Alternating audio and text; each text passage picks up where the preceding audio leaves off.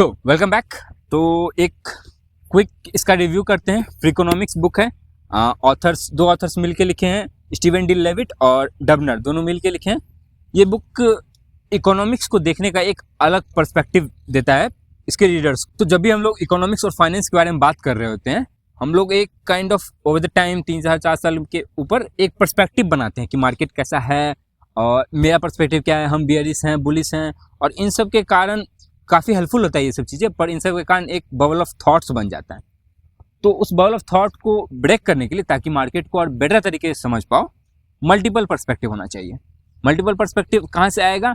Market को देखने का अलग अलग अप्रोच होना चाहिए। मोस्टली हम लोग नंबर्स का बात करते हैं, जीडीपी का बात करते हैं, पीएनएल का बात करते हैं और डेटा सेट्स पे काम करते हैं।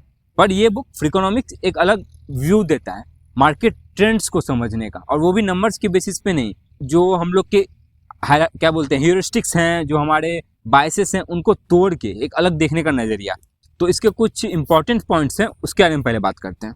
तो बुक के जो कुछ इंपॉर्टेंट पॉइंट्स हैं, उसमें स्पेंडिंग पैटर्न के बारे में बात करते हैं कि लोग किस तरह से स्पेंड करते हैं। क्योंकि मोस्टली हम लोग क्या चाहते हैं कि पैसा बचाने का एक सबका मेंटलिटी होता है, तो उससे स्पेंडिंग पैटर्न एक बनता है, उससे मार्केट को समझने का।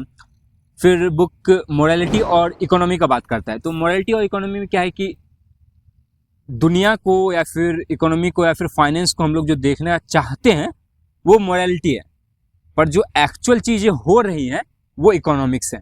डिफरेंस बहुत समझना इंपॉर्टेंट है, क्योंकि जब भी हम लोग फाइनेंस में जाते हैं तो ये दोनों आपस में क्लैश होता है।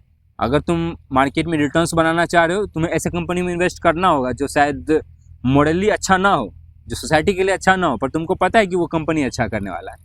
तो ये सब चीज़ें हैं मोरालिटी और इकोनॉमी के बारे में। इसके बाद इंसेंटिव्स के बारे में बात होता है। इंडिया में अभी काफ़ी ज़्यादा हम लोग देख रहे हैं कि जैसे फ्रीबीज का इंडिया में बहुत ज़्यादा बात होता है। दिल्ली इलेक्शन, अभी बिहार इलेक्शन, ये सब फ्रीबीज का बहुत बात होता है। पर होता क्या है कि अगर इंसेंटिव अगर प्रॉपर लॉजिकल रीजनिंग और डेटा के ऊपर न बना हुआ हो, उसको डिजाइन न किया गया हो, तो वो बहुत बार बैकफायर कर जाता है। जैसे कि अगर बहुत ज़्यादा अगर इंसेंटिव दिया जाए तो लोग जॉब करना छोड़ देंगे, जॉब करने का कोई रीज़न नहीं बचता है, तो वो सब बैकफायर होता है। और ये बहुत सारे यूएस के स्टेट्स में और बहुत सारे स्टेट्स में देखा गया है, ठीक है, जो फेल कर जाता है। तो वो एक पॉइंट है। उसके बाद एग्जाम्पल में काफ़ी ज़्यादा एक्सपेरिमेंट्स के बारे में बात किया है। एग्जाम्पल को एक्सपेरिमेंट की तरह लिया गया है, टीचर्स के ऊपर, स्टूडेंट के ऊपर, कॉलेजेस के ऊपर, फिर और भी काफ़ी सारे ग्रुप ऑफ पीपल के ऊपर। 2-3 और इंपॉर्टेंट पॉइंट है, काइंड ऑफ स्टेटमेंट है, तो उसको हम डायरेक्टली पढ़ देते हैं। अगर समझाने लायक होगा समझाएंगे, बहुत ही क्लियर स्टेटमेंट्स है, ठीक है। सो पहला तो वही था जो हम पढ़ चुके हैं, incentives are corner stone of modern life, ठीक है। काम करता है, पर अगर उसको सही तरीके से नहीं यूज किया जाए तो बैकफायर कर जाता है। उसके बाद है the conventional wisdom is often wrong. जो कन्वेंशनल विजडम होता है, कन्वेंशनल हम लोग किस चीज़ को बात करते हैं, जो पुराना है, जो चले आ रहा है। और क्योंकि अभी जो जनरेशन है, जो चीज़ें हैं, जो इकोनॉमी है, जो इंफ्रास्ट्रक्चर है, वो बहुत जल्दी बदलता है। तो चीज़ें अगर बदल रही है तो पुराना कन्वेंशन या पुराना विजडम अभी कैसे सही होगा? वो तो बदलना चाहिए ना समय के साथ। तो इसके ऊपर यूट्यूब पे काफ़ी अच्छे अच्छे चैनल्स है जो मॉडर्न विजडम के बारे में बात करते हैं। एक पूरा चैनल का नाम ही मॉडर्न विजडम है, क्रिस विलेक्स का है, काफ़ी अच्छा है, वो भी देखना चाहिए। इसके बाद अगला स्टेटमेंट है, dramatic effects often have distant even सबल कॉजेज। तो बेसिकली रैंडमनेस का बात है। तो रैंडमनेस जब भी होता है, लोग एक्सपेक्ट करते हैं कि अचानक से कुछ हुआ, बट एक्चुअल में मोस्ट ऑफ द रैंडमनेस का कहीं ना कहीं एक कॉज होता है।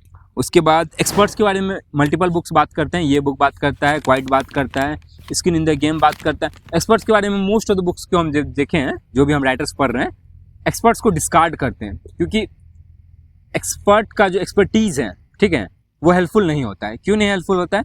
अगर तुमको किसी चीज़ में मास्टरी करना है, तुम किसी से स्किल्स और टेक्निक्स सीख सकते हो, ठीक है, मास्टरी नहीं सीख सकते हो। मास्टरी अपने आप आएगा, वो एक्सपीरियंस और इंट्यूशन से आता है। तो इसके बारे में भी ये बुक कवर करता है। कॉम्प्लिकेशंस के बारे में बात करता है कि अगर हम लोग किसी चीज़ के बारे में बात करना चाह रहे हैं, ठीक है, मान लो हम लोग जीडीपी के बारे में बात करना चाह रहे हैं या फिर इंडिया के पॉपुलेशन के बारे में बात करना चाह रहे हैं, तो अगर हम लोग को पता हो कि क्या नंबर्स कैलकुलेट करना है और क्या नंबर्स हमको चाहिए, तो फिर उसके हिसाब से प्रॉब्लम नहीं होता है वर्ल्ड, दुनिया को समझने में, वर्ल्ड व्यू एक बनाने में। तो बेसिकली बुक काफ़ी ज़्यादा फ्रीकी एग्जांपल्स लेते हैं चीज़ों को एक्सप्लेन करने के लिए, और जो कुछ हमारे ह्यूरिस्टिक्स और बायसेस उसको तोड़ने के लिए, इसलिए बुक का नाम भी फ्रीकोनॉमिक्स है।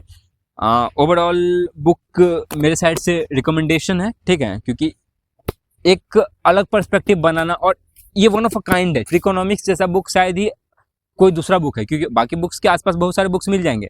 इसके जो बहुत क्लोजेस्ट बुक है एक फैक्टफुलनेस है, और हम दूर दूर तक हमको नहीं लगता है कि सेम कंसेप्ट पे कोई और बुक बात करते हैं। That's all, thank you.